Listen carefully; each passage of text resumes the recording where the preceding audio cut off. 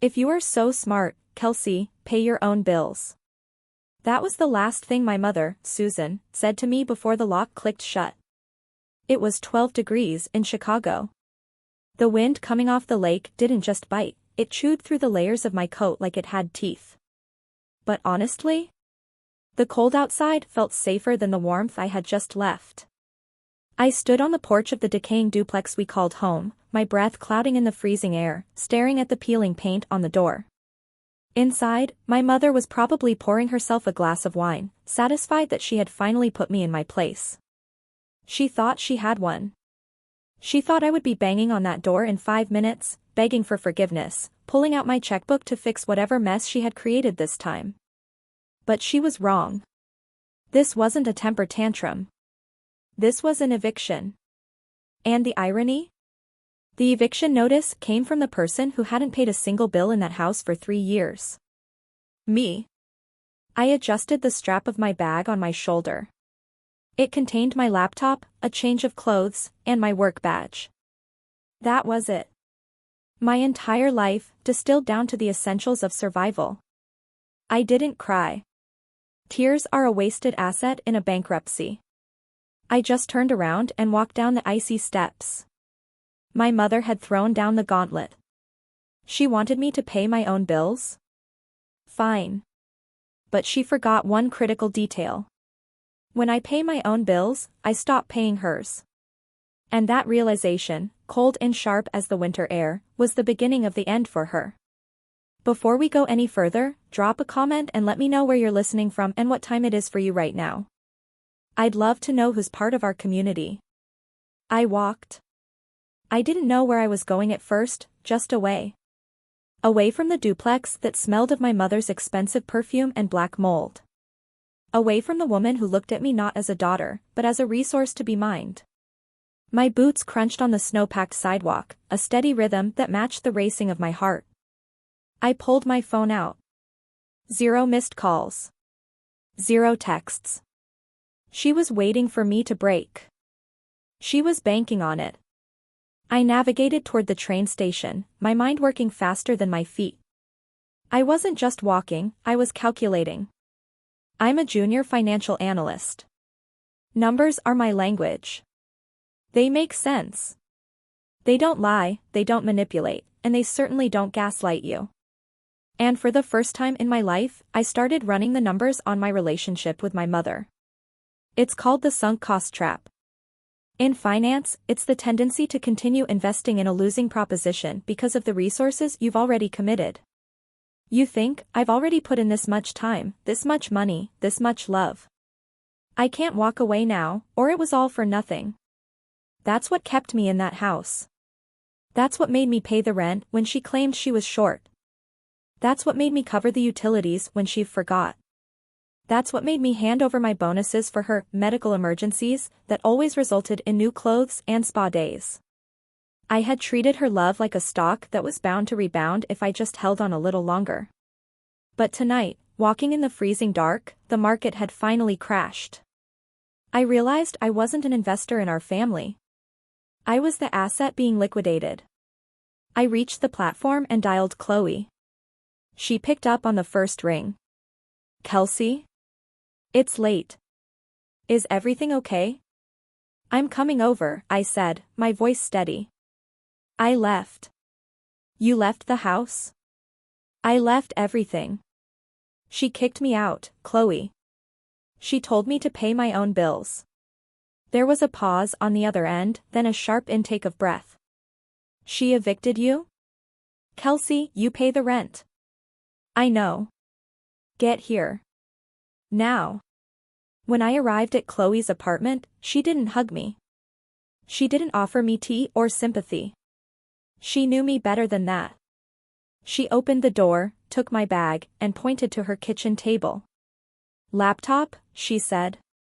Now. We sat down. The screen glowed in the dim kitchen, a portal to a reality I had been avoiding for years. Log in, Chloe commanded. She's a paralegal. She doesn't do drama, she does evidence. We're going to look at everything. Tonight. The Bank of Kelsey is officially closed. I logged into my banking app. The balance stared back at me. It was pathetic for someone with my salary, but I knew where it had all gone. Okay, I said, my fingers hovering over the keyboard. Let's see what the damage really is. We started with the checking account. Rent, $3,800 a month. Utilities, $400. Groceries, $600. But then there were the transfers. Venmo payments to Susan. Zelle transfers to Susan. Cash withdrawals at ATMs near the duplex. Stop, Chloe said, pointing at the screen. What is that? That's her physical therapy, I said automatically. Her back. $500? At a place called Serenity now? Chloe quickly typed it into her phone. Kelsey, that's a day spa. That's not a clinic. That's a massage and facial package. I stared at the transaction. It was dated 2 days before she told me we couldn't afford to fix the furnace. She lied, I whispered. She's been lying, Chloe corrected. Keep going. We scrolled back. 6 months. A year. 2 years. The pattern was undeniable. Every time I got a paycheck, a crisis happened. The car broke down. The roof leaked. The dog needed surgery. And every time, the money went out, but the receipts never added up. I wasn't a daughter, I said, the realization settling in my gut like lead. I was an asset class. A high-yield savings account she could dip into whenever she wanted. Chloe looked at the screen, then at me, her expression grim. It's worse than that, Kels. If she's this comfortable taking your cash, what else has she taken? What do you mean? I mean, we need to check your credit. Right now. My stomach dropped. I hadn't checked my credit score in over a year. I didn't need to, I paid everything on time. Or so I thought. I navigated to the credit bureau site. Typed in my social security number. Answered the security questions. The page loaded. I gasped. Chloe swore softly. The number on the screen was 540. Poor. That can't be right, I stammered. I have zero debt. I pay off my card every month. Scroll down, Chloe said, her voice tight. I scrolled. And there they were. 3 credit cards I had never opened. One from a department store. One from a travel rewards program. One generic Visa. All of them maxed out. All of them showing missed payments. $28,500, I read the total, my voice trembling. She stole my identity. She didn't just steal your identity, Chloe said, her eyes blazing. She stole your future. Kelsey, you're a CPA. You handle other people's money. If this gets out, if you have a judgment against you, I could lose my license, I finished. I could lose my job. The silence in the kitchen was heavy, suffocating. The betrayal wasn't just emotional anymore. It was professional. It was existential. My mother hadn't just been mooching, she had been systematically destroying my life to fund hers. What do I do?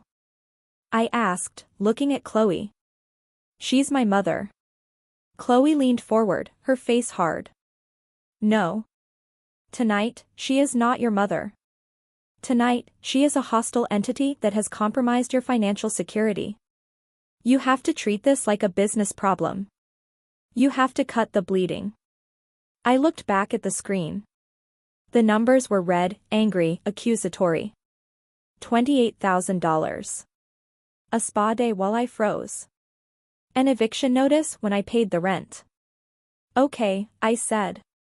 Let's cut the bleeding. The next hour was a blur of efficiency. We didn't talk much. We worked. Chloe pulled up legal templates on her tablet while I navigated the labyrinth of customer service portals on my laptop. First, the utilities, I said. They are in my name. Cancel them, Chloe said. Scheduled disconnect. Immediately. I logged into the electric company account. My finger hovered over the Stop Service button. I thought of the duplex. It was drafty. The insulation was terrible. If the heat went off, the pipes would freeze within 24 hours. It's going to be 10 degrees tomorrow night, I said. She told you to pay your own bills, Chloe reminded me. She wanted independence.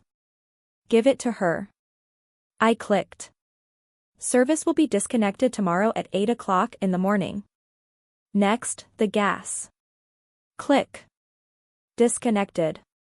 Internet. Click. Disconnected. Streaming services. Click. Cancelled. It felt mechanical. Like I was dismantling a bomb I had been living inside for years. With every click, a tether snapped. I wasn't just turning off services, I was reclaiming my name. Now the credit, Chloe said. We have to freeze everything. I logged into all 3 credit bureaus. Experian. TransUnion. Equifax. Freeze credit report. Freeze credit report. Freeze credit report. It was like locking the doors of a house that had already been robbed, but at least she couldn't take anything else. The cards, I said, looking at the fraudulent accounts. I have to call them. Not just call, Chloe said. Dispute. You have to file a fraud report. That means filing a police report, I said. Against her. Chloe looked me in the eye. Kelsey, listen to me. This isn't a family squabble. This is $28,000. This is a felony. If you don't report it as fraud, the banks will assume you authorized it. You will be liable for every cent. Can you afford to pay 28 grand right now? No. Then you have to report it. You have to choose. Your career or her comfort. You can't have both. She was right. It was a binary choice. I looked at the framed photo of me and my mom on my desktop wallpaper. We were smiling. It was from my graduation. I remembered that day. She had complained that the ceremony was too long and then ordered the most expensive thing on the menu at dinner. I paid. I always paid. I closed my eyes and imagined my CPA license being revoked. I imagined being fired. I imagined losing the only thing that was truly mine, my career. I choose me, I whispered. I opened the police department's online reporting portal. Type of crime, identity theft. Suspect, Susan Miller. Relationship to victim, mother. Typing her name in the suspect box felt like committing a sin. My hands shook.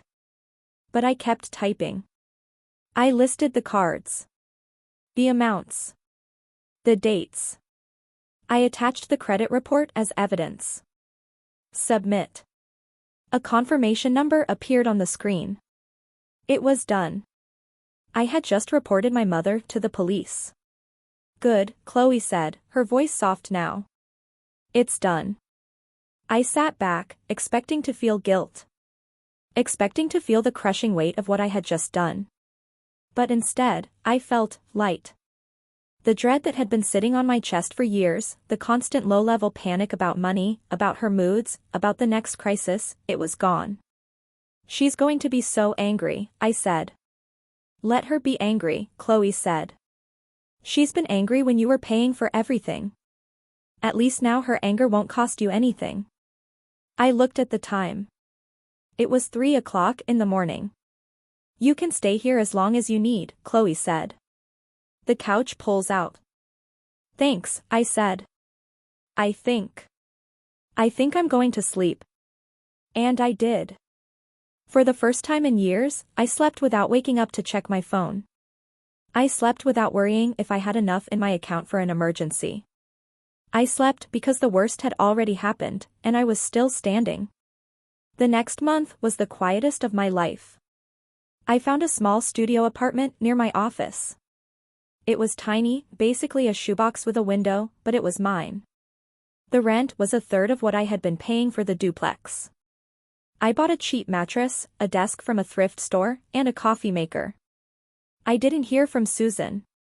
Not a peep. I assumed she was scrambling, trying to figure out why her credit cards were declined, why the lights were off. I knew she would reach out eventually, but I enjoyed the silence while it lasted. Then, on a Tuesday night, exactly 32 days after I left, my phone lit up. Incoming call, Mom. I stared at it. My heart rate spiked, a conditioned response to seeing that name. Pavlov's dog, but instead of salivating, I panicked. I took a deep breath. You are safe, I told myself. You are separate. She can't hurt you anymore. I answered.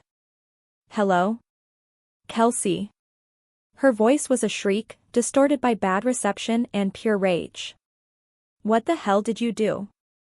I'm going to need you to be more specific, I said, my voice calm. Clinical. The power. The power is off. It's freezing in here. All the food in the fridge is spoiled. I tried to turn on the heater and nothing happened. I could hear the wind howling in the background. She must have been huddled under blankets. Did you pay the bill? I asked. Did I pay? Are you crazy? You pay the bill. You always pay the bill. I don't live there anymore, Mom. I told you. I'm paying my own bills now. You can't just turn off the power. It's winter. I could freeze to death. How could you leave your mother in the dark? This is it. The extinction burst. In psychology, it's what happens when you stop reinforcing a behavior. The subject doesn't just stop, they escalate. They scream louder, hit harder, throw a bigger tantrum, trying to force the old system back online. She wasn't just angry, she was terrified. Her control panel had gone dark, literally and figuratively. I didn't leave you in the dark, I said, and the words felt like iron. I just stopped paying for the light. There was a stunned silence on the other end. Then, the explosion. You ungrateful, selfish little brat. I raised you. I sacrificed everything for you. And this is how you repay me? By trying to kill me? I'm not trying to kill you. I'm letting you be the independent adult you claim to be. I'm going to call your boss, she screamed. I'm going to tell them what kind of person you really are. I'll tell everyone. I'll ruin you. You can try, I said. But I wouldn't recommend it. Why? Are you threatening me? No. I'm informing you. I know about the credit cards, Mom. The line went dead silent. The wind howled in the background, a lonely, desolate sound. I don't know what you're talking about, she whispered, her voice suddenly trembling. The 3 cards you opened in my name. The $28,000. I know. And so does the police department. You called the police? I filed a fraud report. They're investigating.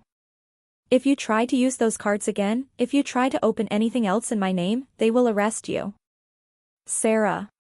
Kelsey, baby, wait. Let's talk. It was a misunderstanding. I was going to pay it back. Goodbye, Mom. I hung up. Then I blocked the number. I sat in my quiet, warm apartment. The hum of my own refrigerator was the only sound. I looked at my phone. It was over. The confrontation I had feared for my entire life had happened, and the world hadn't ended. The sky hadn't fallen. I was still here. But the universe, it seemed, wasn't quite done with us yet. Because 2 days later, a letter arrived at my office. It had been forwarded from my old address, the duplex. It looked like junk mail, a generic envelope from a bank I didn't use. I almost threw it away. But something made me open it. Maybe it was instinct. Maybe it was the lingering detective mode I had been in for weeks. I slit the envelope open. Inside was a monthly statement. Account holder, Susan Miller. Account type, high yield savings. I scanned the transaction history. Every month, on the 1st, there was a deposit. $2,500. Like clockwork. Source, alimony/child support, automatic transfer. I froze. My father. He had left when I was 5. Susan had told me he was a deadbeat. She said he never sent a dime. She said we were on our own because he didn't care about us. I grew up hating him. I grew up feeling the weight of our poverty because he had abandoned us. I looked at the balance at the bottom of the page. Total balance, $152,400. I felt the blood drain from my face. My hand started to shake, rattling the paper. She wasn't broke. She had never been broke. She had been receiving $2,500 a month for nearly 20 years. She had hoarded it. Hidden it. While I worked 2 jobs in college. While I skipped meals. While I stressed myself sick over electric bills. She had $150,000 sitting in a bank account, gathering interest, while she bled me dry. This wasn't desperation. It wasn't survival. It was a game. She had watched me struggle, watched me suffer, and she had the solution in her pocket the whole time. The sadness I had felt evaporated. The pity was gone. In its place was a cold, hard rage. I wasn't just dealing with a bad mother. I was dealing with a predator. And now, I had the evidence to prove it. I took the bank statement to Chloe the next morning. I didn't say a word. I just laid it on her kitchen counter next to her coffee. The paper was wrinkled where my hands had gripped it, shaking with a rage so cold it felt like ice in my veins. Chloe read it. She looked at the deposits. She looked at the total. $152,400. She knew, Chloe whispered. The whole time. When you were eating ramen. She knew. When you were taking the bus because you couldn't afford gas. She knew. It wasn't poverty, I said, my voice flat. It was theft. She stole my childhood to subsidize her hoard. We spent the next 3 hours building the case. We weren't just 2 friends drinking coffee anymore, we were a forensic team preparing for a takedown. We matched the dates. The months she claimed she couldn't pay rent matched the months she transferred $2,500 into her secret high-yield account. The week she opened a credit card in my name to pay for her groceries was the same week she deposited an extra alimony check. It was calculated. It was malicious. And it was leverage. You have her, Chloe said, stacking the papers. You have her on identity theft, which is a felony. And you have proof that she has the assets to pay restitution. I don't just want the money, I said. I want her to admit it. I want her to know that I know. She's going to come for you, Chloe warned. When she realizes you blocked her, when she realizes the guilt trip isn't working, she's going to try to burn you down. Narcissists don't go quietly.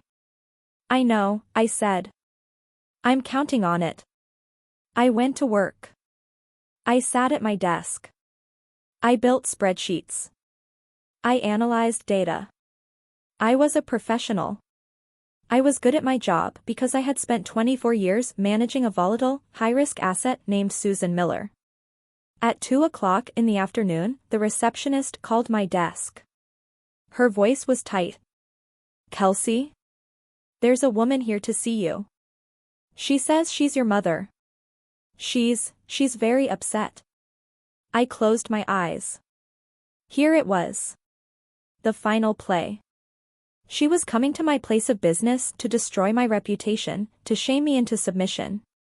She thought I would panic. She thought I would run out to the lobby, begging her to be quiet, writing a check just to make the scene stop. But she didn't know about the folder in my drawer. Send her to conference room B, I said calmly. I'll meet her there. Are you sure?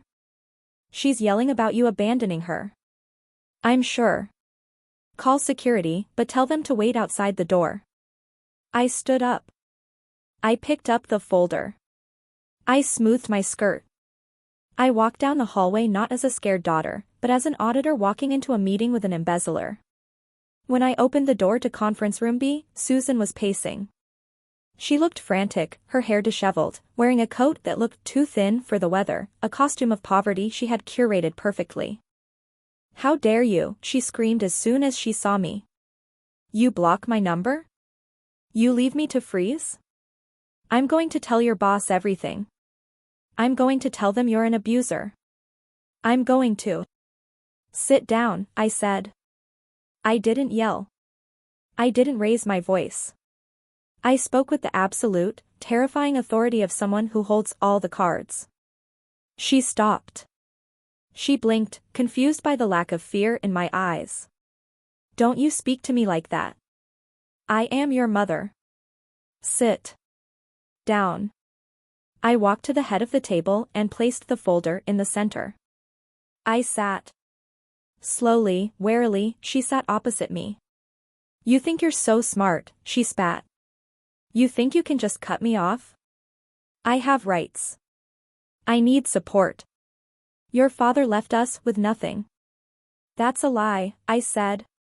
I slid the first document across the polished mahogany table. It was the copy of the bank statement. $152,000, I said. Alimony. Every month. For 19 years. Susan looked at the paper. Her face went gray. The air left the room. I was saving it," she stammered, her voice trembling. "For us. For the future. For us." I asked. "Is that why you opened 3 credit cards in my name and maxed them out? Is that why you stole $28,000 from my future while you sat on a fortune?" I slid the second document across. The police report. Identity theft, I read the charge. Fraud. Grand larceny. She shrank into her chair. The monster who had terrorized my childhood, the giant who had blocked out the sun, was suddenly just a small, greedy woman caught in a lie. "Kelsey, please," she whispered, the tears starting. But I knew now. I knew the tears were just another transaction. I can't explain. I was scared. I needed a safety net. "I was your safety net," I said, my voice finally rising, sharp and hard. "I was the one who didn't eat so you could have wine. I was the one who worked double shifts. And you had $150,000 in the bank?" She put her head in her hands. "What are you going to do?" "Here is the deal," I said. "I have spoken to the district attorney. I haven't pressed charges yet. But I will." She looked up, terror in her eyes. "You'd send your own mother to jail? You stole my identity, Susan. That's not a mother. That's a criminal. But I'm willing to make a settlement." I slid the final document across. A repayment agreement drafted by Chloe's firm. "You will liquidate your savings account," I said. "You will pay off the $28,000 in credit card debt immediately. You will pay me back every cent of rent I paid for the last 2 years. And then, you will disappear." "Disappear?" "You will never contact me again. You will never come to my job again. If you do, I file the police report, and you go to prison. Do we have a deal?" She looked at the papers. She looked at me. She realized, finally, that the bank was closed. The emotional currency she had used for decades, guilt, fear, obligation, was worthless here. "I have no choice," she said bitterly. "You had a choice every day for 19 years, I replied. "You chose the money. Now, I'm choosing me." She signed. Her hand shook, but she signed. I took the papers. I stood up. I didn't say goodbye. I didn't look back. I walked out of the conference room, signaled security to escort her out, and went back to my desk. I opened my spreadsheet. I typed in the settlement amount.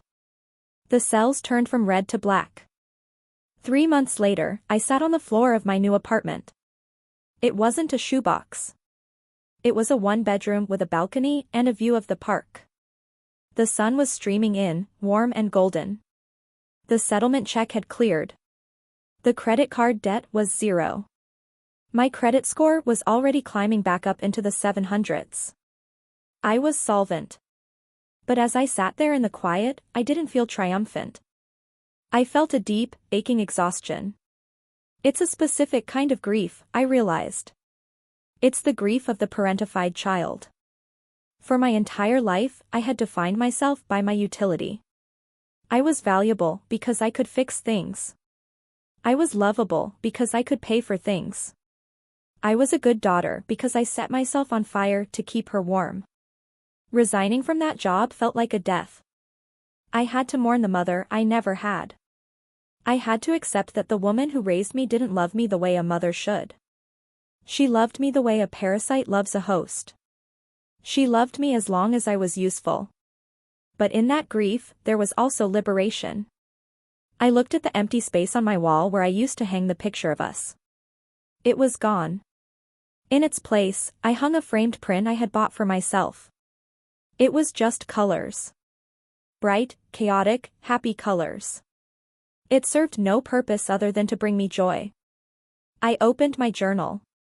For years, I had used it to track debts, to track worries, to list the things I needed to do to keep Susan's world from collapsing. I turned to a fresh page. Date, April 14th. Debt, $0. Status, free.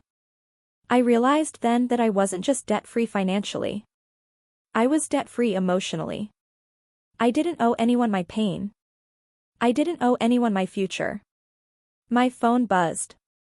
It was Chloe. Happy tax day, CPA. Drinks on me tonight? I smiled. A real smile, one that reached my eyes. I'm buying, I typed back. I can afford it. I closed the journal. I stood up and walked out onto the balcony. The air was crisp, but it wasn't biting anymore. It felt like spring. It felt like a new fiscal year. She had told me to pay my own bills. And in the end, that was the greatest gift she ever gave me. Because once I paid my own bills, I realized I could afford a life that didn't include her. If you've ever had to fire a family member to save yourself, share this story. You aren't alone.